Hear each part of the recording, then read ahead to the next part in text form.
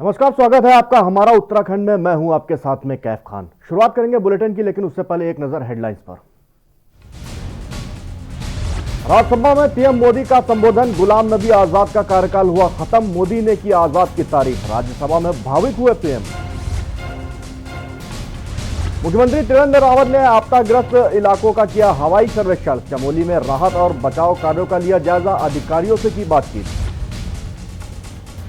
गणतंत्र दिवस के दिन दिल्ली में दंगों के करता धरता दीप सिद्धू को दिल्ली में किया गया गिरफ्तार। सिद्धू पर था 1 लाख का इनाम, साथी भी हिरासत में। उत्तराखंड के एडीजी मनोज रावत ने कहा, ग्लेशियर टूटने से हुए नुकसान को हम अब कम करने का कर रहे हैं प्रयास, बहुत सारे लोग हैं लापता। उत्तराखंड के डीजीपी अशोक कुमार ने बताया, अब तक बरामद हुए 18 शव, लापता लोगों की संख्या 202। टनल में 80 मीटर तक मलबा हटा। स्केच बनवाकर टनल के अंदर दे रहे हैं ऑपरेशन को अंजाम। 1.5 किलोमीटर है टनल की लंबाई, 100 मीटर साफ कर लिया गया है रास्ता। आप देख रहे हैं के न्यूज, खबरों का सारथी। खबरें विस्तार से। मुख्यमंत्री त्रिवेंद्र सिंह रावत मंगलवार की सुबह जोशीमठ पहुंचे और आईटीबीपी अस्पताल में भर्ती घायलों से मिले और उनका हालचाल जाना। वहां से निकलने के बाद सीएम त्रिवेंद्र सिंह रावत ने कहा कि जिन 12 घायलों को रेस्क्यू किया गया है वो आईटीबीपी के इस अस्पताल में भर्ती हैं, सभी लोग ठीक हैं।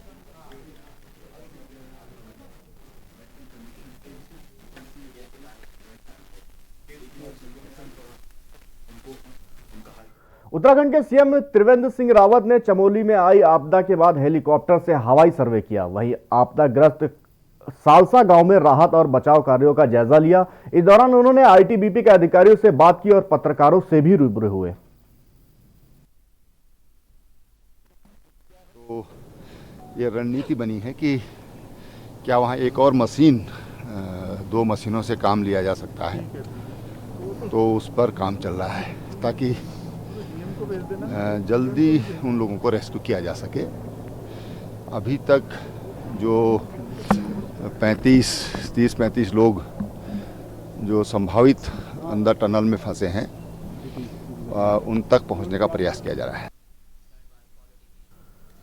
एंकर, चमोली जिले में हुए ग्लेशियर टूटने की घटना के मद्देनजर शोधकर्ताओं ने भी घटना पर अपना रिसर्च शुरू कर दी है। घटना के कारण का पता लगाने में शोधकर्ता इस त्रासदी पर चिंतित हैं और भविष्य में ऐसी घटना ना हो, इसके लिए बारीकी से मंथन किया जा रहा है। आपको बता दें, चमोली जिले में हुए जल प्रलय के बाद से ग्लेशियर पर शोध करने वाले वैज्ञानिक भी चिंतित दिखाई दे रहे हैं। दरअसल देश के नामचीन संस्थान आईआईटी रुड़की के वैज्ञानिकों का कहना है कि 2013 में केदारनाथ में हुई त्रासदी और चमोली जिले में आई आपदा में काफी अंतर है।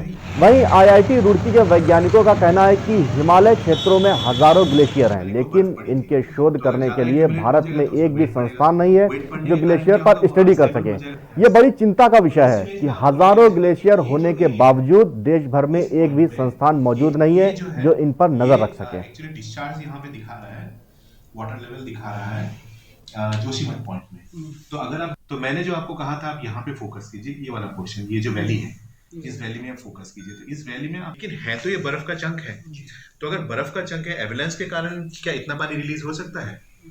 जी हाँ, जो 7 फरवरी को जो इंसिडेंस हुआ उसको लेके बहुत सारे स्पेकुलेशन से लोगों के मन में डाउट है कि किस कारण से हुआ, कि ग्लेशियर लेक के फटने से हुआ या किसी और कारण से हुआ है। तो हमने जो सैटेलाइट इमेज के अध्ययन किया है उसमें हमें ये समझ में आया है कि किसी लेक के फटने से नहीं हुआ है, हालांकि एक एवलांच के कारण हुआ है, या एक बर्फ का बहुत बड़ा टुकड़ा एक स्लोप में से गिर गया है। और वो हमें कैसे पता चला? हमने 2 सैटेलाइट इमेज देखा, 6 तारीख का और 7 तारीख का, जो कि बहुत सारे ट्विटर अकाउंट में भी आया है, इसरो ने भी उसको कंफर्म किया IRS देहरादून में। तो हमने देखा कि रेनी गांव के राइट, मतलब ईस्ट की तरफ अगर हम मूव करें तो करीब 14 किलोमीटर आगे चल के एक जो है वहाँ एवलांच का स्पॉट है जहाँ से बर्फ गिरा था, और उस एवलांच के कारण ये पूरा पानी रिलीज हुआ। नेचुरल रिवर है, बर्फ की रिवर है, आइस की रिवर आप बोल सकते हैं, वो हमेशा चेंज होता ही रहता है। तो उसके लिए हम ये नहीं कह सकते हैं कि ग्लेशियर चेंज नहीं होगा, और उसके जो अदर क्लाइमेट के जो इफेक्ट है उस ग्लेशियर पे सबसे ज़्यादा हमारे पृथ्वी पे दिखाई देते हैं। तो अगर ग्लेशियर में कोई चेंजेस हो रहे हैं तो उसके लिए डेडिकेटेड स्टडी होना बहुत ज़रूरी है। और यहाँ जो पुराने और हमारे सर अजंता सर वगैरह इस फील्ड में और रिसर्च कर चुके हैं, उन्होंने भी यह बताया है कि ग्लेशियर तेजी से पिघल रहे हैं। खबर देहरादून से है, जहां मुख्यमंत्री त्रिवेंद्र सिंह रावत ने स्मार्ट सिटी के तहत 3 स्मार्ट स्कूल प्रोजेक्ट का लोकार्पण किया। इस दौरान सीएम ने मीडिया से बातचीत में कहा कि स्मार्ट स्कूल में स्मार्ट क्लासरूम, स्मार्ट प्रयोगशाला और छात्री ऑनलाइन छात्रों की बायोमेट्रिक उपस्थिति दर्ज कराने की सुविधा प्रदान की गई है, जिससे बच्चे अगर स्कूल नहीं पहुंचे तो बायोमेट्रिक मशीन से अभिभावक को सीधा पता चल जाएगा। सभी का जीवन इस पौधे की भांति हल्का फूलता एवं महकता रहे। हमारे इन 3 विद्यालयों को जो आज स्मार्ट सिटी योजना के अंतर्गत स्मार्ट स्कूल में शामिल थे, DIC राजपुर रोड, DIC खुलबड़ा और जूनियर हाई स्कूल खुलबड़ा, यहाँ के तमाम जो सैकड़ों बच्चे यहाँ पर पढ़ रहे हैं, उनको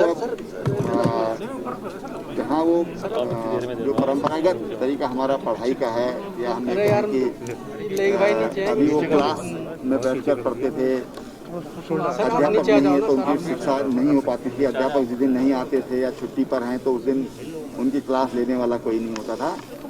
अब स्मार्ट सिटी स्कूल योजना के अंतर्गत अब वो बच्चे एक जगह से सारे बच्चों को भी आवश्यकता पड़ने पर पढ़ाया जा सकेगा।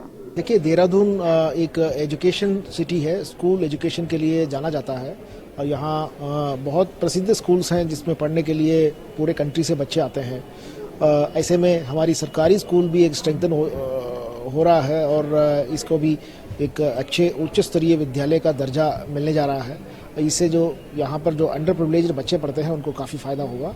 अब मैं जो स्मार्ट सिटी के प्रोजेक्ट डायरेक्टर हैं और DM भी हैं आशीष श्रीवास्तव जी, उनको मैं कंग्रेचुलेशंस करता हूँ। उत्तराखंड में त्रिवेंद्र सरकार द्वारा निर्माण विकास कार्य में तेजी लाने के लिए मंत्री और अधिकारियों के बीच समीक्षा लगातार जारी है, जिसको लेकर काशीपुर में मंडी समिति में राज्य योजना आयोग के उपाध्यक्ष दर्जा राज्य मंत्री विनय रोहिल्ला ने विभागीय अधिकारियों के साथ समीक्षा बैठक का आयोजन किया। इसमें अधिकारियों का विकास कार्यों में आ रही समस्याओं को दूर करने के लिए चर्चा हुई। साथ ही उन अधिकारियों को फटकार भी लगाई गई जो अपने क्षेत्र में विकास कार्यों में ढिलाई बरत रहे थे।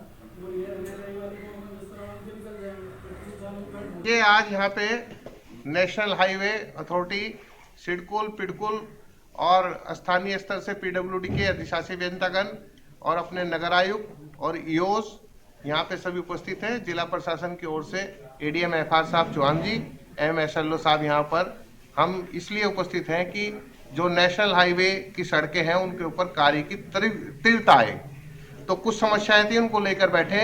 उन समस्याओं में मैं जिला प्रशासन को बधाई दूंगा कि अभी जो बांसखेड़ा के अंदर अंडरपास की समस्या थी वो सॉर्ट आउट कर ली गई है।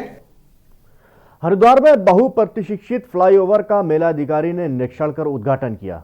सिंधुआर फ्लाईओवर की एक साइड पूरी होने पर मेलाधिकारी दीपक रावत ने नारियल फोड़ उद्घाटन किया। मेला प्रशासन और NH के अधिकारी भी मौजूद रहे। जल्द ही फ्लाईओवर की दूसरी साइड भी पूरी होगी। फ्लाईओवर के आखिरी तक फ्लाईओवर की दूसरी साइड भी होगी पूरी। ये है भाई थर्मोकोल नीचे में भी लगता है वो जो हल्की गैपिंग। खबर रुड़की से है, जहां नारसान कला गांव में भाजपा नेताओं का जमकर विरोध हो रहा है। आपको बता दें कि नारसान कला के किसानों ने भाजपा का खुलकर विरोध करना शुरू कर दिया है, जिसके चलते ग्रामीणों ने गांव में बीजेपी के किसी भी नेता के प्रवेश पर पूर्णतः पाबंदी लगा दी है। गांव के लोगों ने गांव में मुख्य मार्ग पर बैनर लगाए हुए हैं, जिस पर साफ शब्दों में लिखा है कि भाजपा नेताओं का गांव में आना सख्त मना है। भाजपा नेता अपनी जान माल की स्वयं रक्षा करें।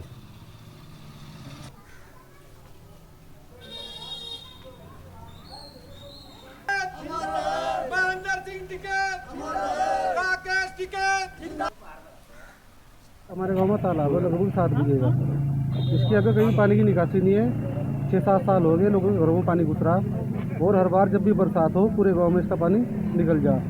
और इसकी चिट्ठी PWD, जिला योजना, राज्य योजना हमने हर जगह दे रखी। 5 साल से मैं लगातार लेटर लिखता आ रहा।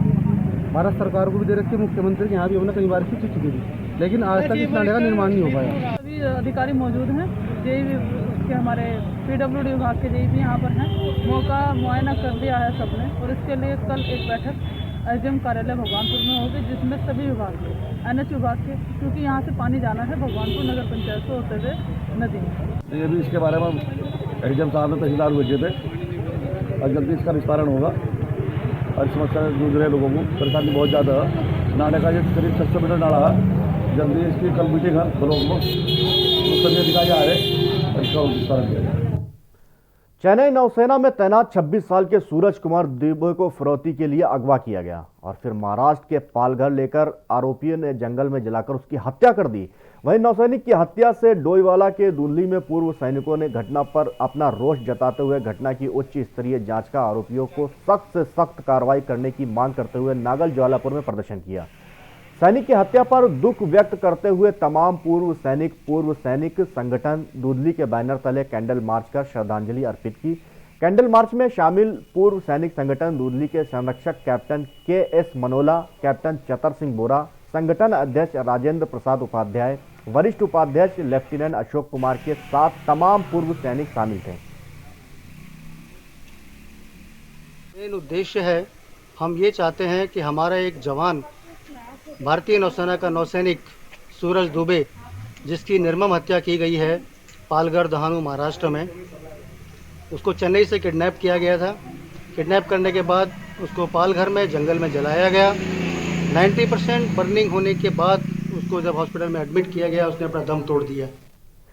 जहां एक और दिल्ली में लगातार कृषि बिल के विरोध में किसान आंदोलन कर रहे हैं, वहीं दूसरी ओर मंगलौर क्षेत्र के नारसना कला गांव में भाजपा नेताओं का विरोध होने लगा है। दरअसल आपको बता दें कि मंगलौर के नारसन कला गांव के किसानों ने बीजेपी का खुलकर विरोध करना शुरू कर दिया है, जिसके चलते ग्रामीणों ने गांव में बीजेपी के किसी भी नेता के प्रवेश पर पुख्ता पाबंदी लगा दी है। दरअसल नारसन कला गांव के लोगों ने गांव में मुख्य मार्ग पर बैनर लगाए हुए हैं, जिस पर साफ शब्दों में लिखा है, भाजपा नेताओं का गांव में आना सख्त मना है। भाजपा नेता अपनी जान माल की स्वयं रक्षा करें। दरअसल कृषि बिल के विरोध को लेकर नारसन कला गांव के लोगों ने भाजपा का विरोध किया है। वहीं ग्रामीणों का कहना है कि नारसन कला गांव में भाजपा नेताओं को घुसने नहीं दिया जाएगा। अगर बीजेपी नेता गांव में प्रवेश करते हैं तो स्वयं जिम्मेदार होंगे। प्रतिक्रिया यह है भैया, मैं एक बहुत ही गरीब और मध्यम वर्गीय परिवार से हूँ, लेकिन मेरा जन्म यहीं पर हुआ है, बचपन यहीं पर बीता है। मैं यहाँ के किसानों से यानी कि इनसे सबसे घुला मिला हुआ हूँ। मैं भले ही कैसे गरीब परिवार से हूँ, लेकिन ये जो बोर्ड लगाया गया है ये बहुत ही सही है। जब तक उनका बिल माफ़ नहीं होने का वापस, जब तक कोई भी वो होने का नहीं। हाँ भाई, भाजपा का कोई भी नेता नहीं आ सकता। उत्तराखंड राज्य गठन के बाद पहली बार पिथौरागढ़ जिले के पर्यटन स्थल मुनस्यारी में एक माह का जनजातीय महोत्सव किया जाना है, जिसको लेकर जनजातीय समुदाय के लोगों के लिए गर्व की बात है।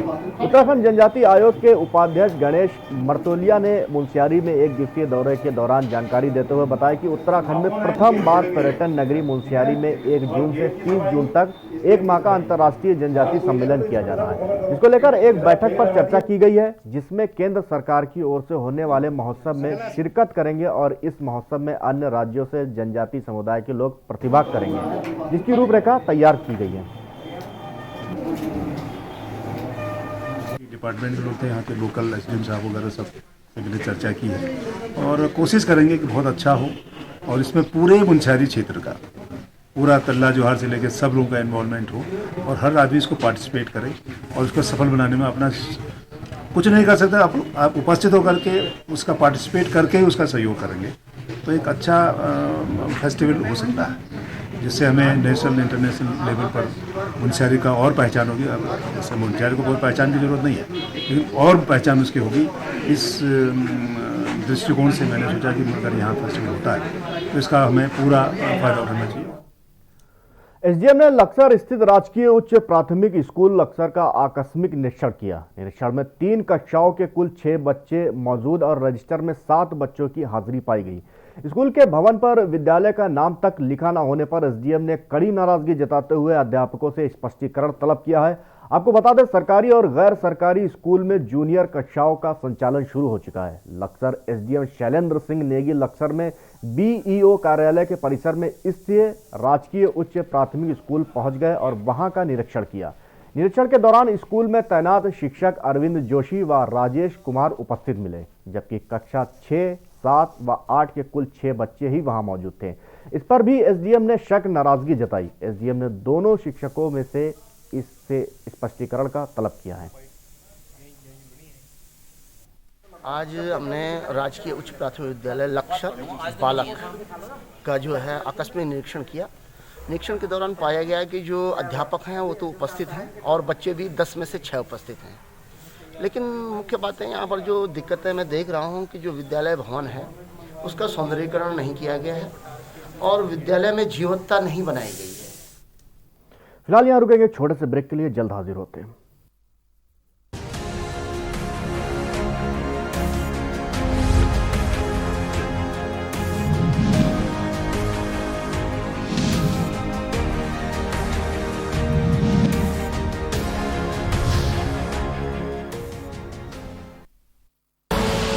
आप देख रहे हैं के न्यूज, खबरों का सारथी।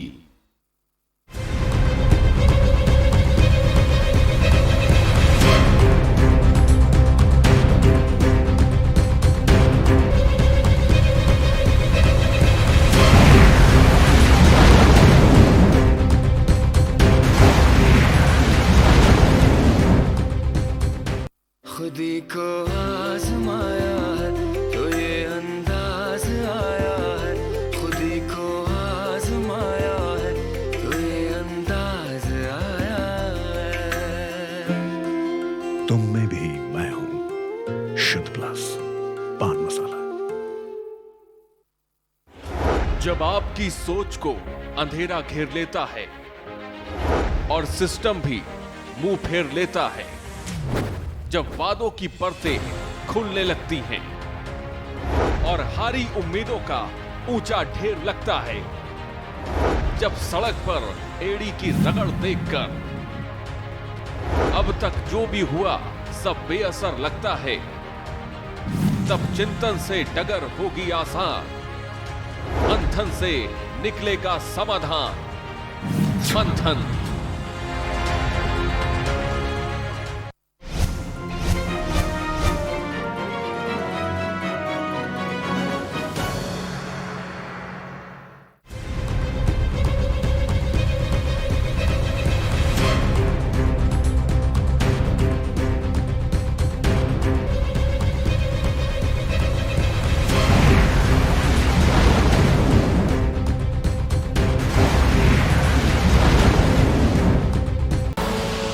आप देख रहे हैं के न्यूज, खबरों का सारथी।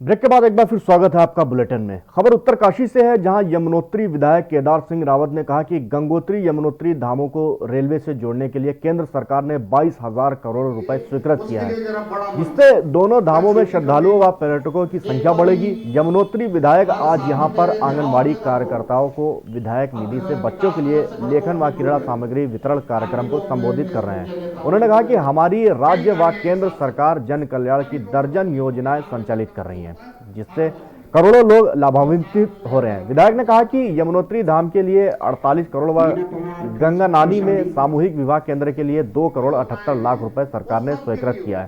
सरकार ने बाड़कोट व जानकी चट्टी में 2 बहुमंजिला पार्किंगों को स्वीकृति भी दे दी है।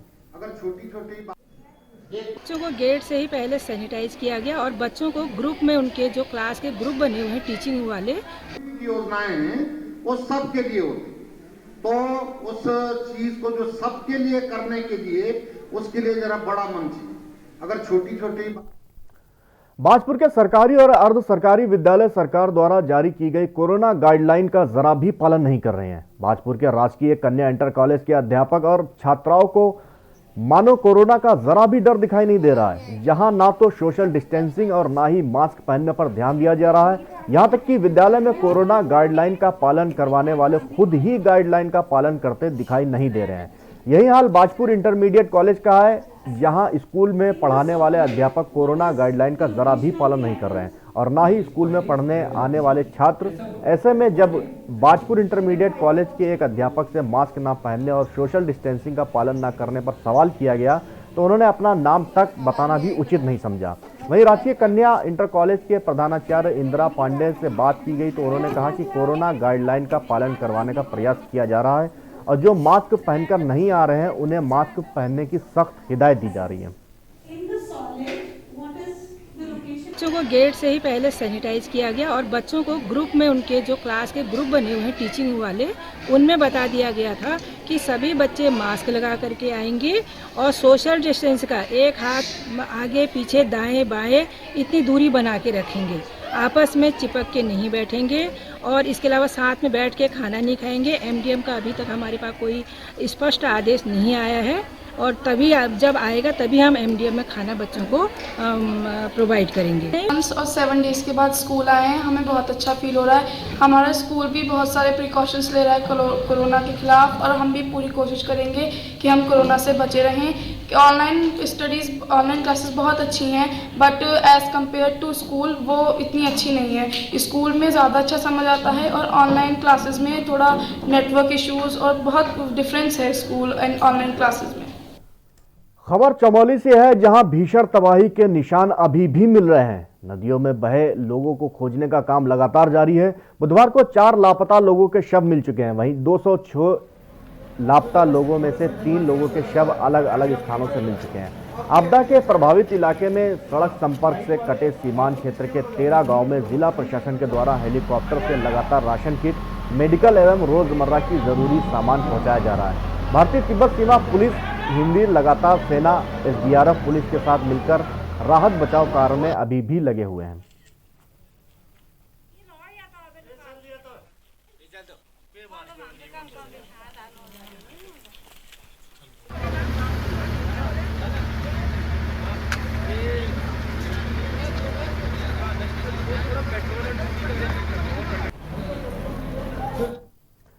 लक्सर कोतवाली क्षेत्र की रायसी चौकी पुलिस को बड़ी कामयाबी मिली है। आपको बता दें कि क्षेत्र में खनन के गोरख धंधे पर नकेल कसते हुए नीलधारा गंगा में खनन करने जा रहे 8 ट्रैक्टर ट्रालियों को रायसी पुलिस चौकी ने सीज कर दिया। उन पर त्वरित कार्रवाई भी की है, जिससे माफियाओं में हड़कंप मच गया। जबकि कई खनन माफिया घने कोहरे के चलते मौके पर से भागने में कामयाब हो गए, तो वहीं कई खनन माफिया अपने वाहनों को छोड़ भाग निकले।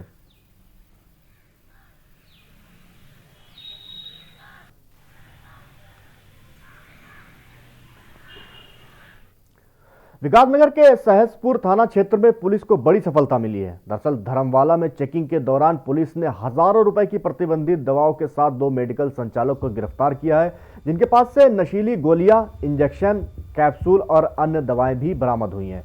आपको बता दें, मेडिकल संचालक दवाओं को सस्ते दाम में खरीदकर सेलुकुई औद्योगिक क्षेत्र के मजदूर और कॉलेज के छात्रों को सप्लाई करते थे।